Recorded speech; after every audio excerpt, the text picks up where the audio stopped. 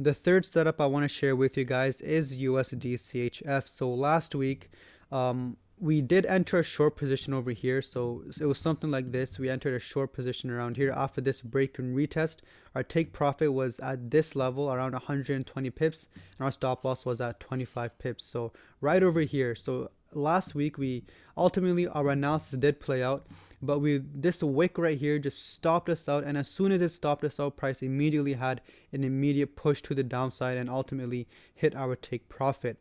Now, cases like this will happen even if our analysis is right and our trade setup plays out perfectly.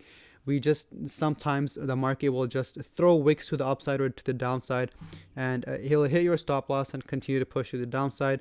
We just have to be able to overcome and not be too attached to our trades. So for this reason, we missed out on around 125 pips or so, but we just have to move on and look past this trade. Now for USDCHF, after continuing to push to the downside and reaching our level of support over here.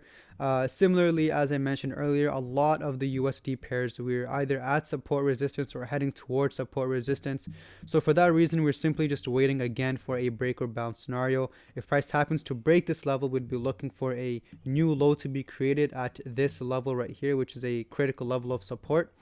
And if price happens to hold this level of support, we would then be looking for price to have a push to the upside, ultimately coming back towards our mini level of support.